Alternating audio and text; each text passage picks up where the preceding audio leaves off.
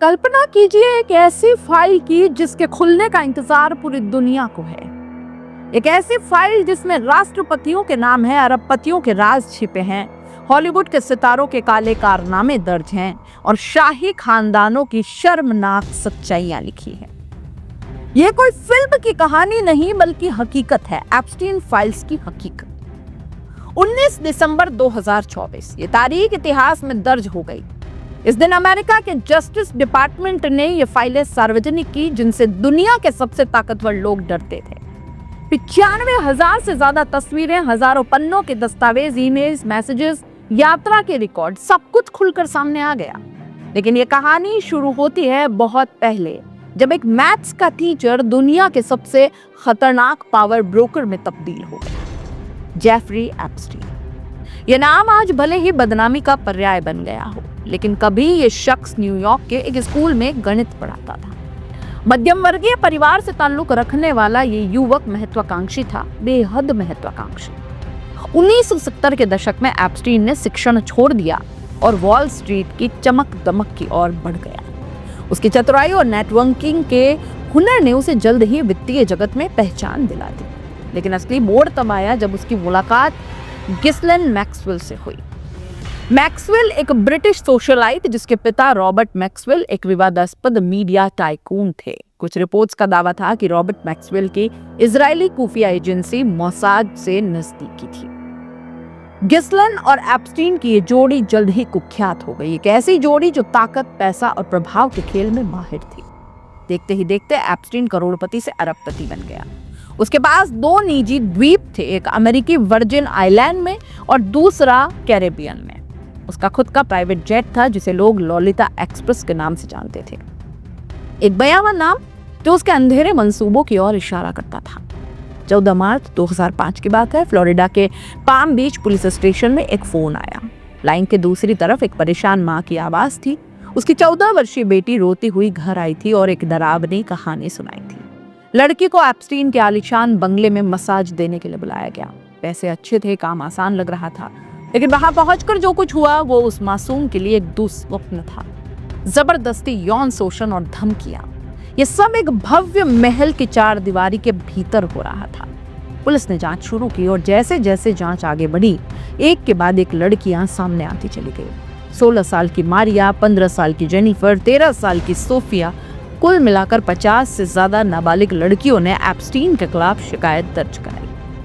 उनकी कहानियां चौंका देने वाली थी, लेकिन एक समान पैटर्न का पता चला था। स्कूल के बाहर, मॉल में या किसी पार्टी में गिसलेन मैक्सवेल या उनके सहयोगी इन लड़कियों को लुभाते। एक अमीर आदमी को मसाज देनी है, $200 मिलेंगे, यही झांसा था और फिर उन्हें उस द्वीप पर ले जाया जाता जहां से बचने का कोई रास्ता नहीं था।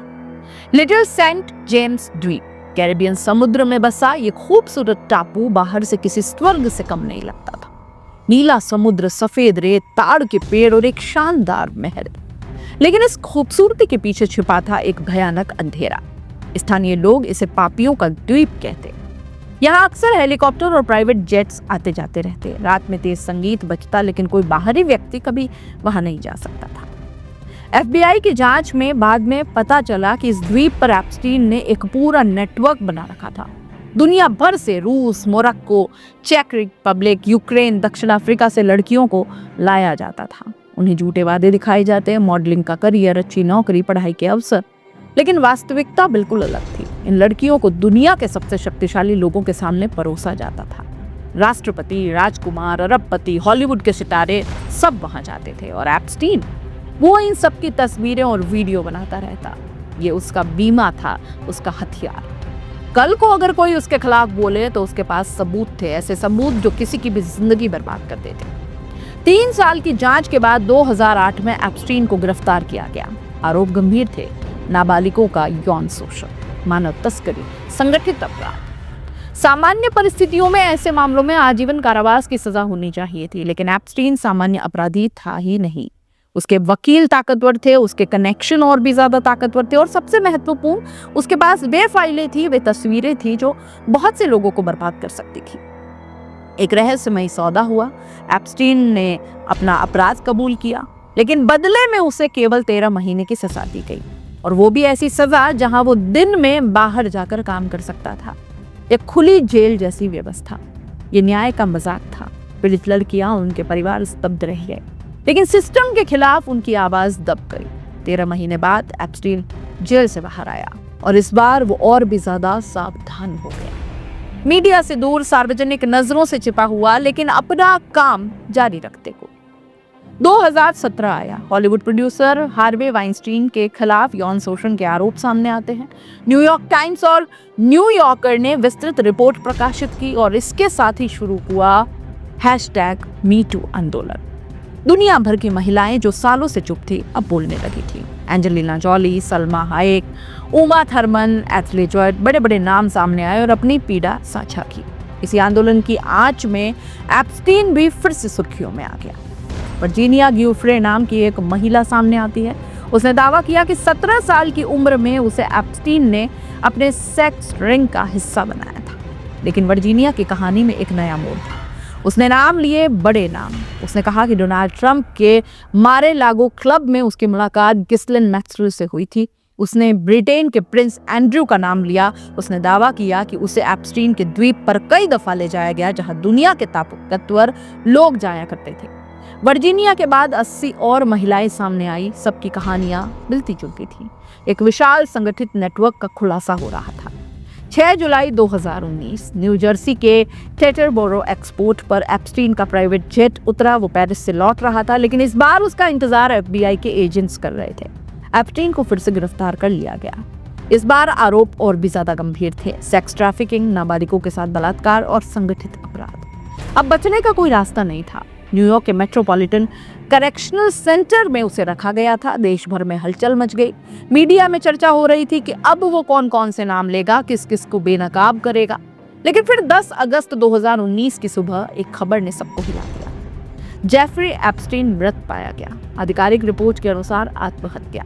उसने अपने सेल में चादर से फंदा बनाकर जान ले ली थी। लेकिन सवाल उठने शुरू हो गए। जिस रात एप्स्टीन की मौत हुई उस रात उसके सेल के बाहर लगे दोनों कैमरे खराब हो गए। उसे 24 घंटे निगरानी में रखा जाना था, लेकिन गार्ड सो गए। उसे एक सेल मेट के साथ रखा जाना था, लेकिन वो अकेला था। कुछ सप्ताह पहले उसने एक आत्महत्या की कोशिश भी की थी, फिर भी सुसाइड वॉच से हटा दिया गया। बहुत से लोगों को यकीन नहीं हुआ। षड्यंत्र के सिद्धांत तैरने लगे थे। क्या एप्स्टीन को चुप कराने के लिए मार दिया गया? क्या ताकतवर लोगों ने उसे रास्ते से हटवा दिया? एप्स्टीन की मौत के बाद FBI ने उसके दोनों द्वीपों न्यूयॉर्क और फ्लोरिडा के घरों पर छापे मारे। जो मिला वो चौंकाने वाला था। 95,000 से ज्यादा तस्वीरें नाबालिग लड़कियों की, हजारों ईमेल्स और मैसेजेस, फ्लाइट लॉग, कौन कब कहा गया, फाइनेंशियल रिकॉर्ड और सबसे ज्यादा महत्वपूर्ण वीडियो फुटेजेस। लेकिन ये फाइलें सार्वजनिक नहीं की गई। FBI ने इन्हें गोपनीय रखा। सालों तक ये फाइलें बंद अलमारियों में पड़ी रही। नवंबर 2024 अमेरिकी संसद के 2 सदस्यों ने एक बिल पेश किया, एप्स्टीन फाइल्स को सार्वजनिक किया जाए। आश्चर्यजनक रूप से हाउस ऑफ रिप्रेजेंटेटिव्स में 427 से और सीनेट में सर्वसम्मति से ये बिल पास हो गया। अब ये बिल राष्ट्रपति डोनाल्ड ट्रंप के पास गया। ट्रंप के पास विकल्प था वीटो करना या साइन करना। लेकिन अगर वो वीटो करते तो दोनों सदन 2/3 बहुमत से इसे फिर से पास कर सकते थे। मजबूरी में ट्रंप को 19 नवंबर 2024 को इस पर हस्ताक्षर करने ही पड़े। कानून के अनुसार 1 महीने के भीतर फाइलें सार्वजनिक की जानी थी। वो तारीख थी 19 दिसंबर 2024। 19 दिसंबर 2024 की सुबह अमेरिका की जस्टिस डिपार्टमेंट की वेबसाइट पर एक लिंक अपलोड किया गया। ये लिंक था एप्स्टीन फाइल्स का। दुनिया भर के पत्रकार, शोधकर्ता और आम लोग इस लिंक पर क्लिक करने के लिए बेताब थे। और जब फाइल खुली तो जो सामने आया वो स्तब्ध कर देने वाला था।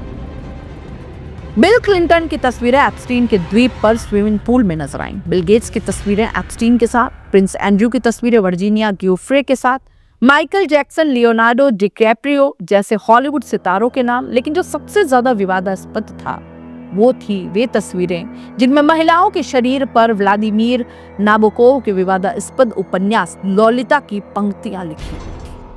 ये उपन्यास एक 12 वर्षीय लड़की और एक अधेड़ उम्र के पुरुष के बीच के संबंधों पर आधारित है। लेकिन फाइलों में एक और चीज ने लोगों का ध्यान खींचा। 119 पन्नों की फाइल में से लगभग 100 पन्ने पूरी तरह काले थे, ब्लैकआउट। किसी ने इन पन्नों को जानबूझकर छिपाया था। अमेरिकी विपक्ष और मीडिया ने आरोप लगाया कि ट्रंप प्रशासन ने सबसे संवेदनशील जानकारी को छिपा लिया है। डेमोक्रेटिक पार्टी के सांसद ने रो खन्ना ने कहा कि अगर इतनी जानकारी छिपाई गई है तो फिर इन फाइलों को सार्वजनिक करने का फायदा क्या। जब एप्स्टीन फाइल सार्वजनिक हुई तो भारत में भी हड़कंप मच गया। लोकसभा में इस मुद्दे को उठाया गया कि कुछ भारतीय नेताओं के नाम भी इन फाइलों में है। विशेष रूप से केंद्रीय मंत्री हरदीप सिंह पुरी का नाम अफवाहों में था। सोशल मीडिया पर चर्चा तेज हो गई कि क्या मोदी सरकार पर इसका असर पड़ेगा। लेकिन जब पत्रकार उमा शंकर ने फाइलों को खंगाला और उन्होंने सर्च किया नरेंद्र मोदी, तो कोई रिजल्ट नहीं आया। हरदीप पुरी, कोई रिजल्ट नहीं आया। इंडिया, केवल सामान्य संदर्भ। हालांकि कुछ रिपोर्ट्स में दावा किया गया कि कुछ भारतीय उद्योगपतियों और एक आध्यात्मिक गुरु का नाम फाइलों में है, लेकिन अभी तक इसकी पुष्टि नहीं हुई है। एप्स्टीन फाइल्स का खुलासा तो हो गया, लेकिन कहानी अभी पूरी नहीं हुई है। जो 100 काले पन्ने हैं उनमें क्या छिपा है, वीडियो कहाँ हैं जिनकी चर्चा होती रही है।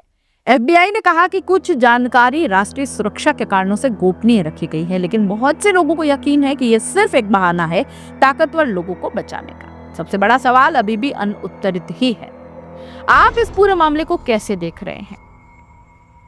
सवाल, अरे यार ये तो नहीं बोलना था सर, एक बार चेक कर जाना ना। सबसे बड़ा सवाल अभी भी अनुत्तरित है।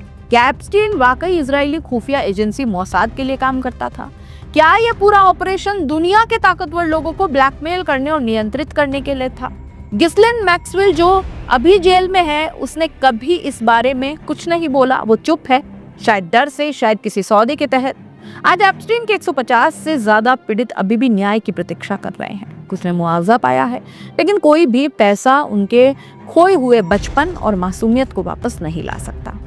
2021 में गिस्लेन मैक्सवेल को 20 साल की सजा सुनाई गई, लेकिन बाकी लोग, ये ताकतवर लोग जो एप्स्टीन के द्वीप पर जाते थे, उनमें से ज्यादातर आज भी आजाद हैं, ताकत के गलियारों में घूम रहे हैं। प्रिंस एंड्रयू ने अपने शाही खिताब खो दिए, लेकिन कोई आपराधिक मुकदमा नहीं चला। बिल क्लिंटन और डोनाल्ड ट्रंप ने सारे आरोप नकार दिए। बिल गेट्स ने कहा कि वो केवल परोपकारी कार्यों के लिए एप्स्टीन से मिले थे। क्या एप्स्टीन ने वाकई आत्महत्या की या उसे चुप कराया गया? क्या वे 100 काले पन्ने कभी सामने आएंगे? क्या ये वीडियो जो कथित तौर पर सबसे ज्यादा खतरनाक है, कभी सार्वजनिक होंगे? ये सवाल आज भी अनुत्तरित है।